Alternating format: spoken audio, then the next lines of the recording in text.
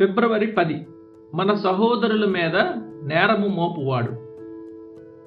నీవు చేసే దైవ కార్యాలు ఎంత ఆసక్తితో యథార్థంగా చేసినా సాతాను వాటిని ముక్కలు ముక్కలుగా విడగొట్టి అవి పై మెరుగులని, వేషధారణ అని వికారంగా చూపిస్తూ ఆనందిస్తాడు.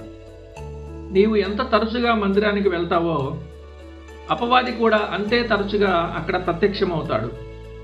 నీవు గదిలో ఒంటరిగా దేవునితో మొర్రపెట్టుకుంటున్నప్పుడు వాడు తలుపు వెనుక నిలబడి నీ మాటలను రహస్యంగా వింటాడు. ఎందుకంటే నీపై నేరారోపణ చేయడానికి వానికి ఒక ఆధారం కావాలి.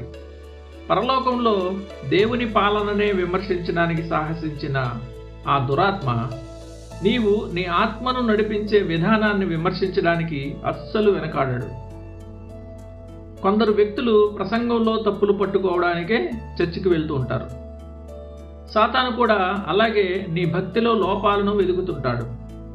నీవు దేవుని కోసం చేసే పనులు ఎంత హృదయపూర్వకమైనవైనా వాటిని వంకరగా చిత్రీకరించి నీ మనస్సాక్షికి దోషి అనే తీర్పు వినిపించే వరకు వాడు విశ్రమించడు. నీవు నీ సాయశక్తుల దేవుని సేవ చేసినప్పుడు ఈ విమర్శకుడు తన పని మొదలు పెడతాడు. వాడు నీతో ఇలా అంటాడు, చూశావా, అక్కడ నీవు ఘనంగా కనపడాలని వేషధారణ చేశావు, కానీ నిజానికి నిన్ను నీవే హెచ్చించుకున్నావు.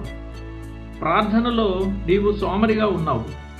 నీ మనస్సు ఎక్కడో తిరుగుతోంది. దేవుని కార్యాన్ని నీవు పాడు చేశావు. ఇక ఆయన నుండి నీవు ఏ ప్రతిఫలాన్ని ఆశించగలవు? ఇలా ఎడతెగకుండా తప్పులు ఎత్తి చూపడం వల్ల అనేక మంది విశ్వాసులు ఆత్మీయంగా అలసిపోయి నిస్సత్తువతో బ్రతుకుతుంటారు. ఒకవేళ నీవు కూడా ఇలాంటి స్థితిలో ఉన్నావా? ప్రార్థించాలో లేదో, వాక్యం వినాలో లేదో తెలియనంతగా వాడు నిన్ను వేధిస్తున్నాడా? నీవు చేసిన ప్రార్థనకు ఫలితం లేదని నిన్ను నమ్మిస్తున్నాడా?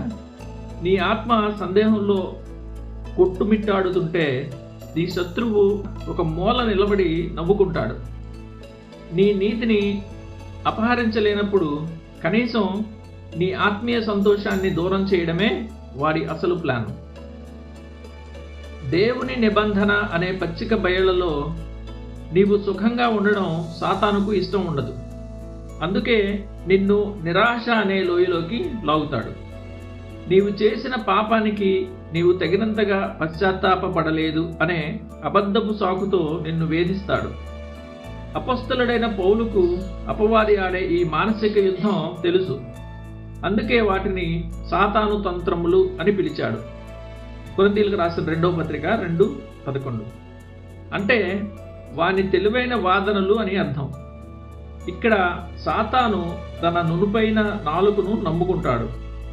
వాడు చెప్పే ప్రతి మాట అబద్ధం మరియు మోసపూరితమైన ద్వంద్వార్థాలతో కూడి ఉంటుంది.